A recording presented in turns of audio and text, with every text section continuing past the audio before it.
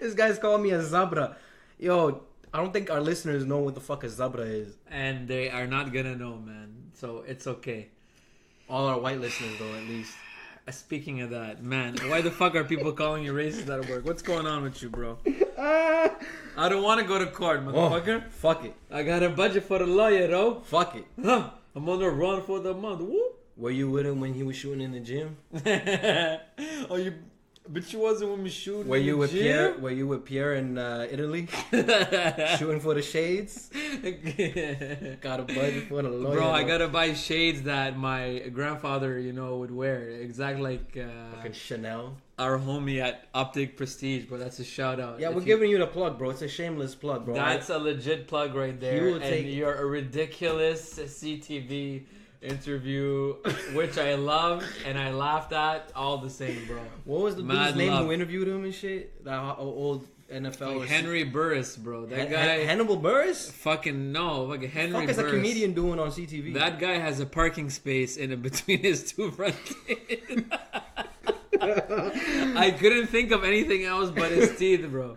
But no, straight up, I gotta give out a plug. Optique Prestige Boutique, 238 Dalhousie in Ottawa. If you like glamorous shades, you like all that shit, definitely give it a shout. Go talk to my brother-in-law, Pierre. See, you're a real fan because you have to Google that shit. You don't even memorize that shit, bro. I don't know what the address is, bro. It's on Dalhousie. But shit. I gotta make sure that I give the fam as much love as possible. With his Shanghai Knights Miami jersey, like it's Miami, it's fucking Miami. Shanghai Knights.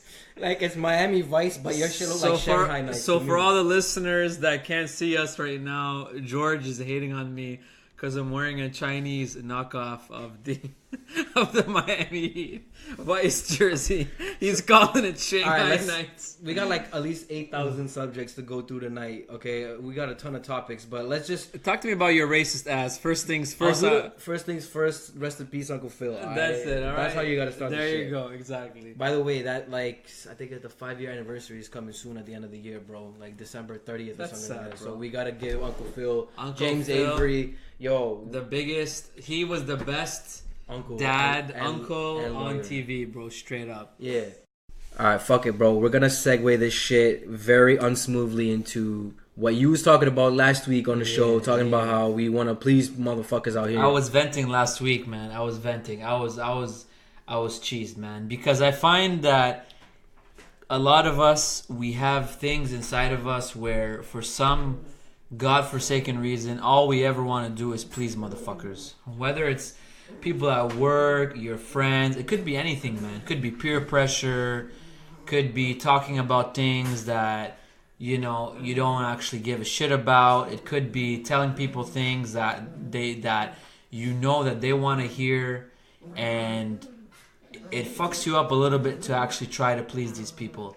And I know any of you out there that are listening to this podcast that are good-hearted, genuine people, you know exactly what I'm talking about. People try to please other people, and honestly, as a person that does that, I gotta say I'm fucking exhausted from doing that, and I can imagine everyone out there is too. Every time you fucking go out of your way to make another person happy, you are swallowing a little bit of yourself.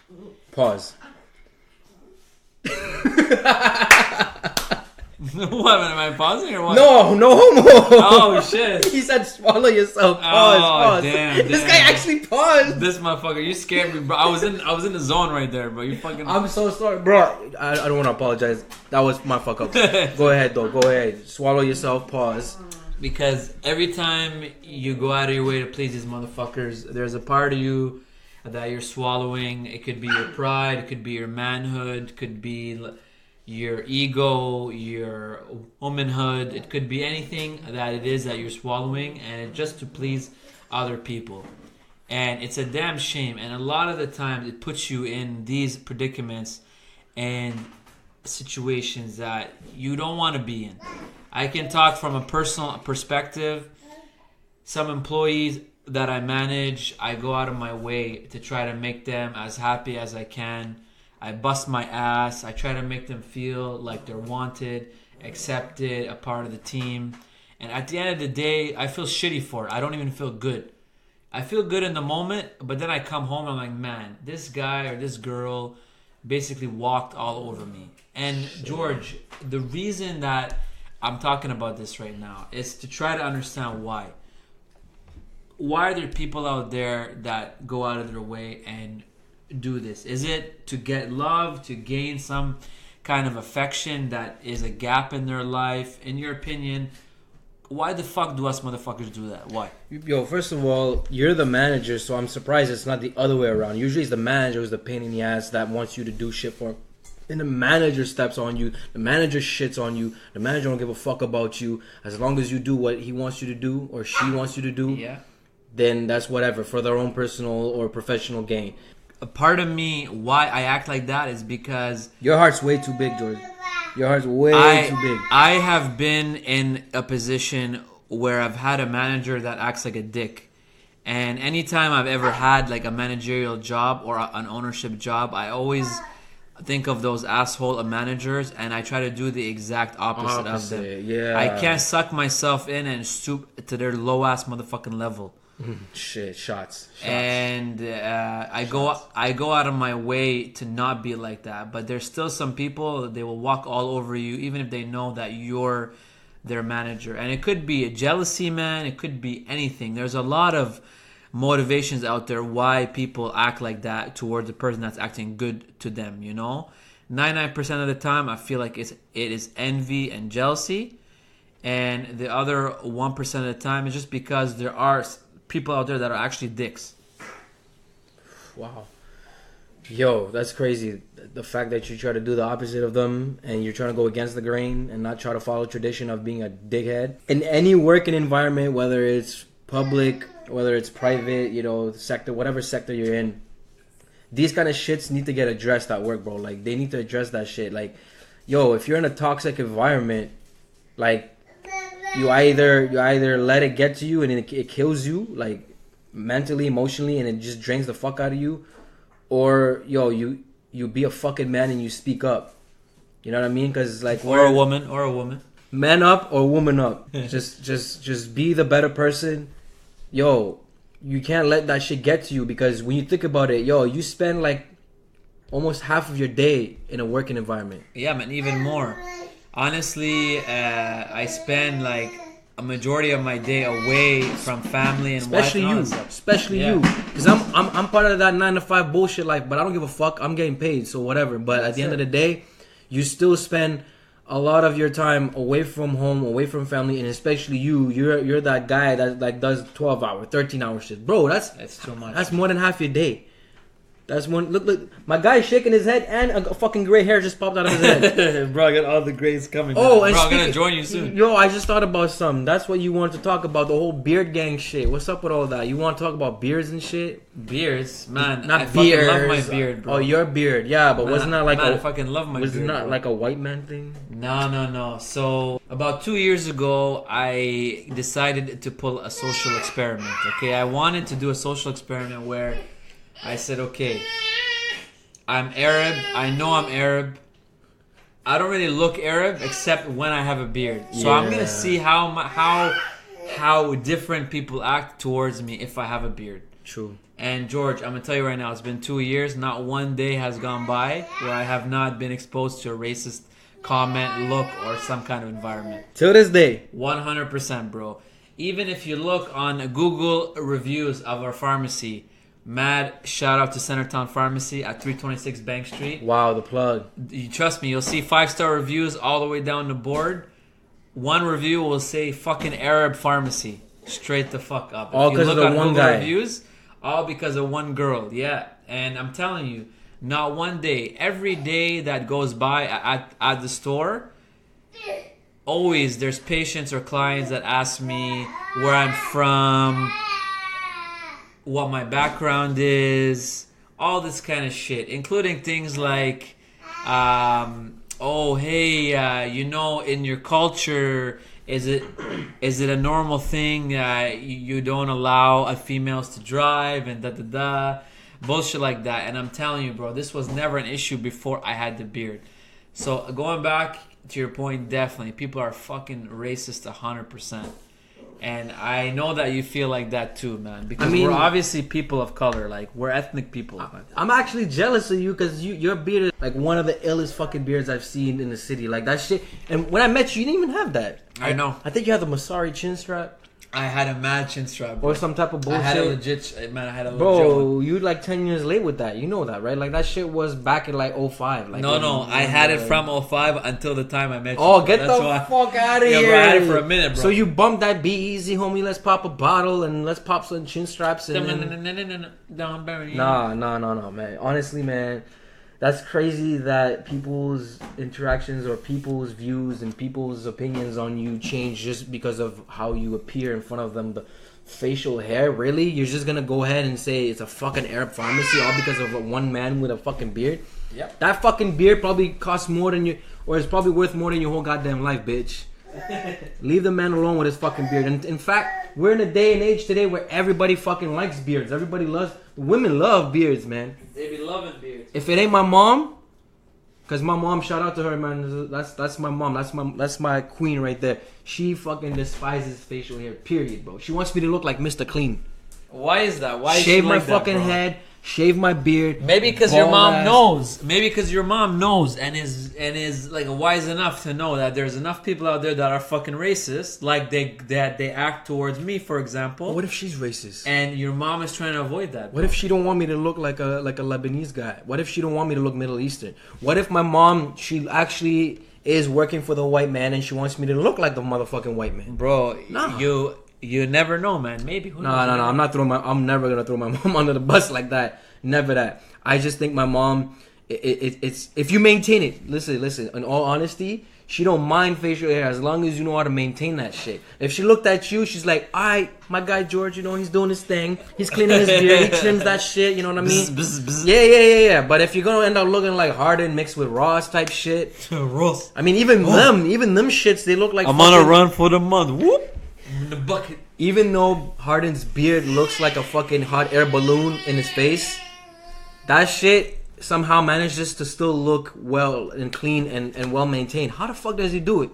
Look at this shit, bro. Look at his beard. Okay. I think he only has a beard. For all the listeners out there that don't know, I'm pulling up a sick picture of his fantastic beard. Look at his beard, bro. I think James Harden's beard. This is a beard and a half. Look at this beard, man. Look at this. Look at this.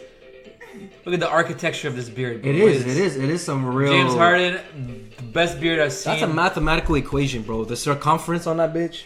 Not problem. But honestly, I gotta take a shot at James. He's one of my favorite players. But them teeth. But though. the only reason he has that beard is to hide them teeth, bro. Them teeth be crip walking. Oh. Them shits are like walking, bro. What the fuck? And what are those veins popping out of his motherfucking like shoulders and shit? I don't understand, bro. Honestly, man, he's crazy. Is the guy Somalian? No, he looks Somali, bro. Bro, his name is James Edward Harden Jr. I don't care about his name. Everybody can change a name. You know how many how many Arab people who came off the boat to come to Canada have changed their name? Lots, bro, lots. You know what I mean? Fuad is Frank, or Fuad is Fred, and Ula is Nick. As well as Perez is also Frank too. You know? So many Franks, bro. It's like the most common fucking name to change it to. Madness. Okay, so going back to the racism thing. So, in your opinion, how can we get over? It's a huge question to ask you, but how can we get this shit out of our system? How can we get racism off the map? How? It's impossible. It's gonna be like that until we're out of here, bro. It's gonna be like that during our time. It's gonna be like that after our time. It is never gonna go away. 7 billion people in this world.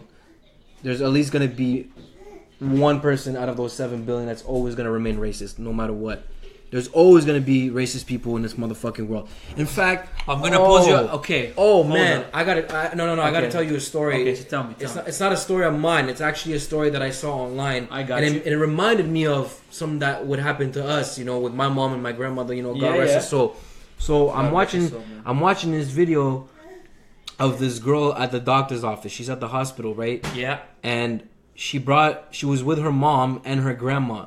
So they're Hispanic, right? Okay. And you know the grandma, she don't speak no English. Yeah. And the girl's mom is there to translate to her mom. So it's basically the daughter, the mother, and the teta, right? That's not titty, by the way. It's grandmother, because teta, yeah. Teta is titty in Spanish, by the way. Just Is it? It is, bro. Yeah. Yo, you learn something new every fucking day. You heard? So the little girl was filming the interaction between her mom and the doctor, and then how the doctor was like, "Yo, I'm an American. Yo, you come here. Why isn't your mom speaking English?" And yada yada yada. So he was basically shitting on the whole family because the grandmother doesn't speak a lick of English. Going on, you mean? Like he asked her how long she been in here for. She's like 45 years. Like, yo, that gives her plenty amount of time. And then like the girl was explaining how her grandmother, like she never had to deal with interacting with English speaking people. You know what I mean? Listen, my grandmother, God rest her soul, man. I miss my grandmother to death, by the way. I miss her so much. My grandmother, she understood like the most basicest, if that's even a word. I'm gonna make that a fucking word. She understood it at the most basic degree level of English, okay? Yeah. She knew your highs, how are yous, and that's it. And if you start speaking to her some real technical shit, no English. No English. She'll hit you with the no English. Amazing. That's it. But like this. I like that. Yeah. So we never had any issues. And I think this is an American problem, by the way. Because here in Canada, our doctors are really chill. They're nice. My grandmother never had an issue with a doctor, with my mom translating the Arabic in the English to her, whatever. Because my mom was like the translator. She was the provider. She was the translator. She did everything. Yeah. I saw this video. It actually it hurt my heart for real seeing that shit. I'm like, yo, this woman's health is on the line, bro. Yeah. And you know this because you are in the health department. 100%. You know what I mean? Am I allowed to talk about that real quick? Talk 100%. About that you work. When you're in the health department and you have a patient whose health is on the line, yo, the most important thing in the world, and I've told you this offline before, there's nothing more important in this world than your own health, right? And if she's relying on you, the doctor, to take care of her, and you're shitting on her because she don't speak the fucking language that you're speaking, 100%. Why don't you fuck off and suck a dick and go fucking elsewhere? They should have definitely made a complaint to the whole staff. Worst case, they could have tried to go look for another doctor, but even that would be a whole fucking process because it takes ages for you to get a doctor in the first place. And I know American healthcare is trash because you got to pay thousands of dollars to go take care of yourself, you know? So it's crazy. Like, racism goes from out in the streets all the way into the hospitals now. Like, how fucking sad is that? Okay, so now, Hala, I'm gonna ask you a question. Okay, I'm gonna ask you. Fuck that doctor, by the way. Fuck him, he's a piece of shit. Actually, the girl went on social media, she exposed the man's name, and everybody went and gave him shit reviews on the internet, by the way. So I'm gonna go look up his name and I'm gonna shit on him too, even all the way from here in Canada. Okay, so now I'm gonna pose you this question. Do you think all of us were born racist, or it develops in us environmentally? Over time, yeah. I don't think I was born racist because, yo, imagine you're a little baby and you go to school, you go to daycare, you go wherever you go as a little baby. But like innately inside of you, as a kid, when you go to daycare or if you go to kindergarten and you see other kids of color, is not, or of a different like ethnicity, I'm gonna ask you, are you, or were you the kind of kid that just had a little bit of like a defensive reaction? No, never. When I was in elementary school, because that's as far as my memory goes back, kindergarten days all the way to first to the sixth to the seventh grade, bro. My entire elementary years was predominantly white, anyways. And when I did see colored people, when I saw other Middle Eastern kids, I never thought anything of it. I just see them just like I saw any other kid. 100%. I never thought about racism. I never thought about shit. Yep. I didn't know anything about that stuff back then, and it didn't get to me. My parents never said shit to me. I mean, it's not like they had intentions on saying, okay, George, you're going to school today. Look out for the white kids. Don't talk to them. Or, yo, when you see black kids, try to avoid the black kids. No, it was never about that. My parents never got beef with nobody. They're very humble, very respectful people, very decent, very, very like big-hearted people. Definitely. And they don't discriminate, bro. And it was coming down to me reaching a certain age, a certain point in my life, and seeing how people start acting differently, people start reacting to things differently. Yep. You know where it really all started for me? Where? It all goes back to September 11th, bro. Are you serious? Deadass. Let's talk about that real quick. Yeah, let's tell me what's going on. And I've said this shit to a lot of people, and now I'm gonna go ahead and tell you about it. I was going to Frank Ryan at the time, right? Okay. I'm in homeroom on September 12th, the next day, and it's first thing in the morning. Our homeroom teacher was like, Everybody, let's have a moment of silence for the whole, tragedy that happened yesterday, 100%. 9/11. Everybody does their moment of silence, and then it's done. They all turn around and start looking at me. Everybody, colored people, all of them, they all looked at me. They looked at me. That's traumatizing. I'm like, why y'all looking at me for? Like, I'm here. It's not like I'm in New York or anything. Like, it's not like I caused any shit. Like, now I joke about this shit, but at that time, it was fucked when up. you experience that type of energy for the first time in your life, that shit fucks with you, right? It's fucked and then up, from then on out, people started looking at me differently. They started looking at me and calling me names like, "Oh, look at this motherfucker. He look packy. Terrorist. Look at this packy. Look at this terrorist." Yeah. Please tell me, you being that age, super young, having had experienced racism firsthand, how did you get out of that, or convince people that you're different? And is this why you took more of an urban approach to how you dress, how you speak, how you talk? Did you use that as a way out to get out of the stereotype of being like a quote-unquote Arab or a terrorist or Paki, whatever? Nah, it was a matter of time. It took a lot of time before that shit started to die down on me, because those couple years that went by after that, it just caught me off guard, especially when I changed schools and I went to another school afterwards. Eventually, when I finally moved cities and I moved to where I am now, that new school changed everything. Why? Because I saw a lot of people that looked like me. And when I saw people that looked like me, and I saw other Middle Easterns and other fucking immigrants and shit, that's when the ICU started, bro. Immigrant Crew United. Oh, shit. ICU. Y'all can't see me right now with my fucking gang sign right now, but we had a group called the ICU. And that made me so much more comfortable knowing that I had people that I can actually relate to. And the older I got, the more I was like, whatever, like all that racism shit wasn't affecting me as much anymore, because it's like, okay, it happened a long time ago. Yep. I'm not gonna let that shit bother me anymore. If anything, if they want to joke about it, I'll joke right back with you. You know what I mean? 100%. Yo, people nowadays, everything is a fucking joke. Life is a fucking joke. Everyone wants to laugh. Everyone wants to get honestly, clown. I'll tell you right now, as like being a person that was definitely bullied for sure in school, and it's weird because for the same reason though, or was it for different shit? It's just like other shit. Yeah. Like, honestly, in a way, I was kind of a bully, and I was also, like, bullied. Like, it's kind of fucked up, you know? You're Joe Pesci. Definitely, bro. Definitely. Fucking... Joe Pesci, man. Joe Pesci out of Casino. So, anyways, like, bullying is definitely a serious problem in schools, man. Definitely. So, racism is basically a form of bullying. It is, long bro. Story short, and honestly, a part of me, being a new parent, that's the number one thing that I dread. Because when a kid gets bullied in school, it could fuck up their whole life, or it could motivate them to be the best version of themselves that they can be. And I'm so worried that, like, it fucking goes wrong. And that right there for sure is the most nerve-wracking part about becoming a parent, is how the world is going to treat your kid and the impact it's going to have. Even if you're the best parent, you instill values and confidence and all these positive things, you're only gonna have your kid be at the whim of his peers or her peers and all the people around them. I know so many kids, they grew up in amazing households, or what look like on the surface to be. You never know what is happening deep down, and they ended up fucked up on a terrible path because they hung out with the wrong people and they got bullied and other shit happened. And it's scary, man. That is a huge scare. That is a big it's fucking the biggest scare of being being a dad. And I know I had the same conversation 5-6 years ago with my brother-in-law, who told me, I don't know if I want to have kids and blah blah.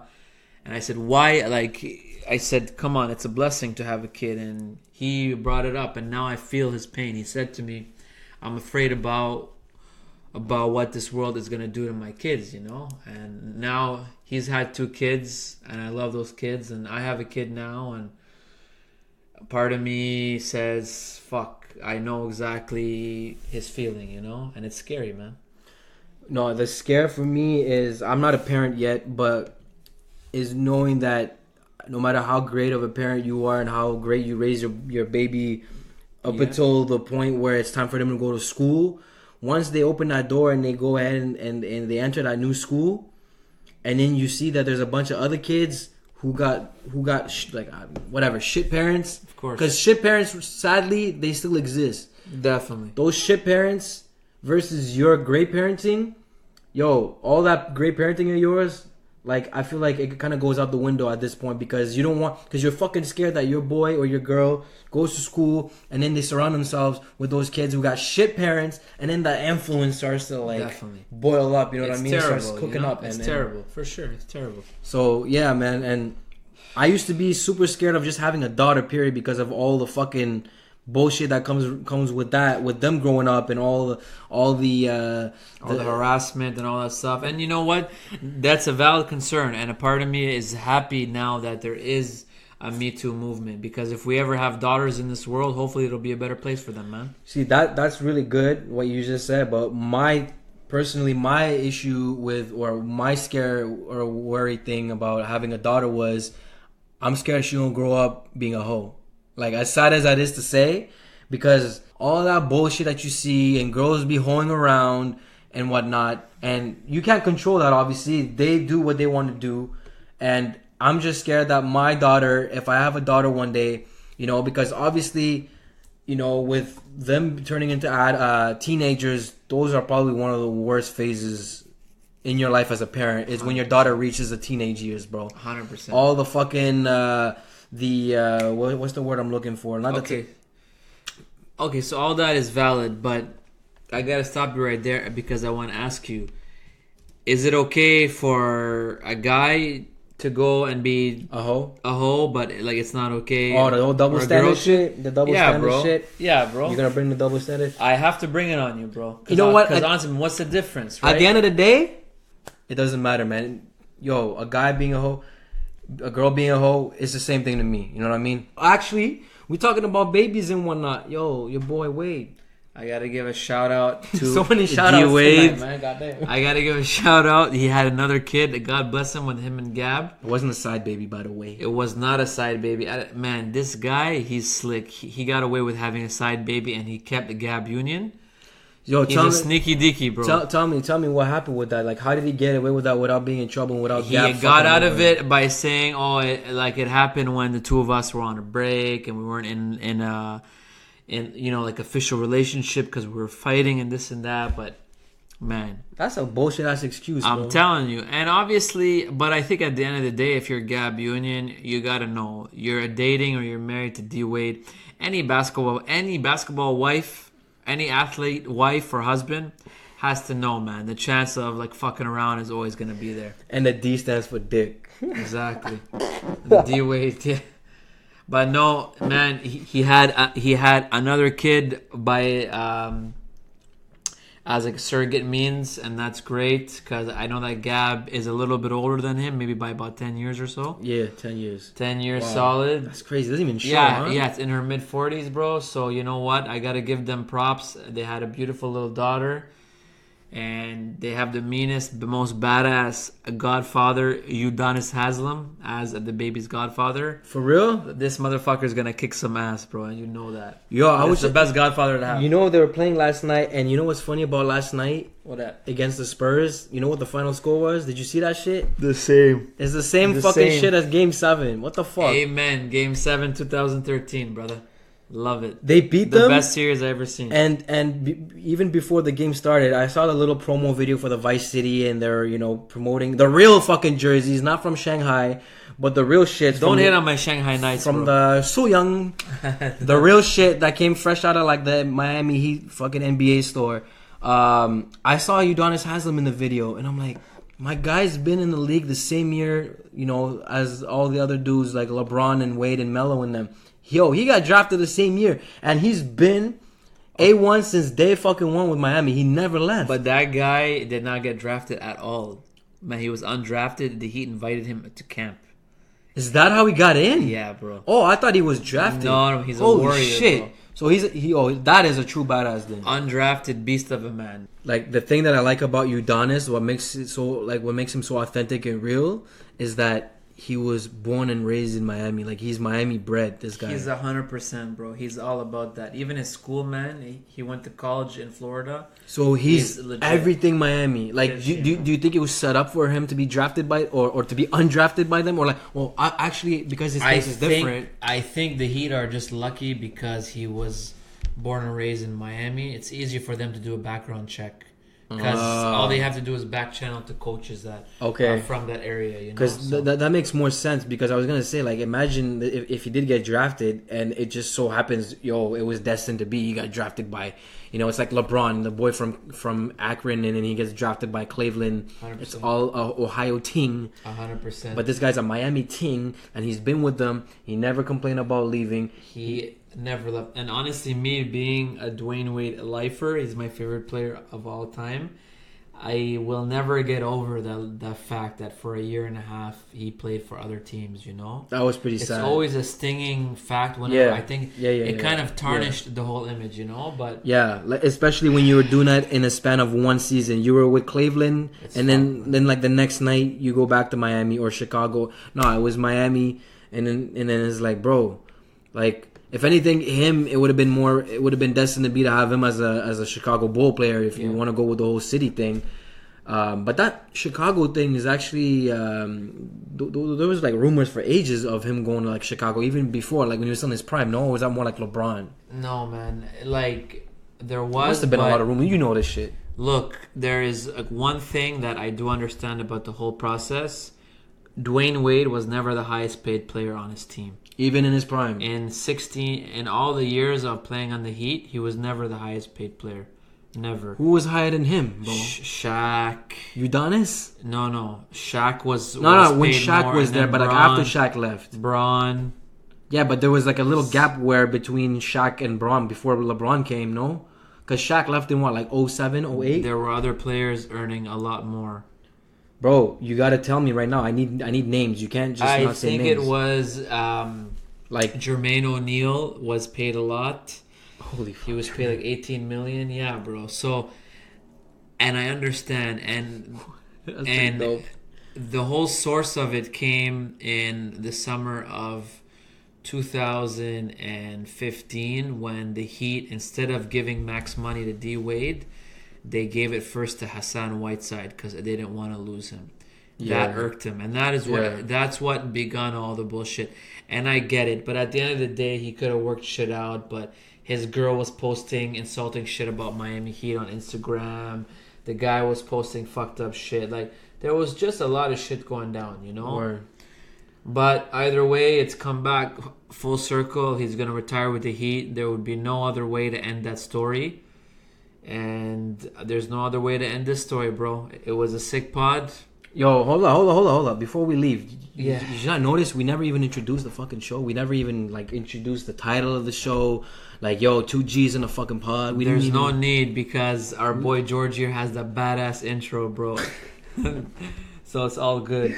And please, you gotta play that outro, bro. The NBA on NBC. I love it, man. Yo, one last thing since we were finishing off with the basketball. Yes. How's the NBA looking like right now to you? Like, who are your interests? Like, who are you feeling right now currently? Because we haven't spoke ball in a minute. We barely talked about it last time. I never make any assessment like this early on. Still too early? Like right now, bro, my barber, hella, I'm feeling shit out. I gotta feel it out. I gotta see who my like league pass teams are. I gotta see who I'm gonna go out of my way and watch. You know, my league pass. You mean your ATD sports front row sports? Cause all day that bootleg shit. Shout out to the free internet. Or free fucking streaming, but. I was having this talk at the barbershop, bro. Barbershop, by the way, yo, there's no better basketball talk than in a barbershop. Just definitely. Dead ass. Like, definitely. My barber and I were talking about it, and I asked him, even though it was quite early, I asked him this last weekend, and I asked him, like, yo, I know it's quite early in the season, but, like, who's looking like an MVP right now? Like, who are the early candidates real quick? He's like, Giannis. And then this is the one that was like a curveball. It threw me off guard. Kyle fucking Lowry, bro. He said Kyle Lowry, man. I was like, damn, for real? Not even Kawhi? He's playing very well, Kyle, but honestly, MVP candidate right now, it's, I gotta say Curry. You're giving it to Curry already? If you see his PR right now, if you see what kind of historic offense he's operating alone, you put Curry on any team, it becomes a world-class offense. This guy opens up shots for himself and for others, and he's dominating this year. And I think he's trying to make a sneaky he is trying to do a sneaky payback for not ever being MVP of the NBA Finals. Oh shit, that's right. He never got that. I can't believe it was Andre Iguodala the first year, and then it's been KD the last couple. Yo, he definitely would have had it in like 16 though, right? If they would have won that shit, especially being up 3-1. No, definitely. Like, who else are you gonna give it to that year? He won. But I think the team is gonna gift it to him. I think in the finals, it's gonna be lopsided regardless. Maybe the Raptors will put up a big fight if they actually make it into the finals, because they will have Kawhi Leonard, who's the top 3 player in the league, top 5 at the furthest extent. Yeah. But I will say the Warriors are going to do whatever they can to make Steph have a great finals, because he deserves one, right? So yeah. Anyways, man, that's my pick for MVP. For right now, I gotta go with Curry. But yeah, it's honestly like a great year so far. We're seeing some historic offenses. All offense, no defense, bro. It's still too early right now for me to make any assessment for sure. I think it was a pretty decent show. You know what I mean? It was a very good show, man. Listen. I just want to say this, bro. Shout out to everybody. I don't have no beef with nobody that don't have no beef with me. If you got beef with me, let's settle it right now. Because I don't want no real life beef. I don't want no podcast beef. I don't want no internet beef. I don't want shit. I don't want the smoke. You heard? I don't want to. Get the fuck out of here, bro. I don't want to be catching bodies out here either. You know what I mean? I just want to live my life and make my money. That's it, bro. Because money is the root of all evil, right? Fuck the money, bro. Fuck the money, man. For real, huh? Okay. Fuck the money, bro. On that note, I gotta say peace out. It was great. George, you gotta cue up the... I might just use your voice from now on just for copyright issues, you know what I mean? Copyright. Alright, bro, episode 4. Let's get it. See y'all next week. 2 G's in the pod. Peace.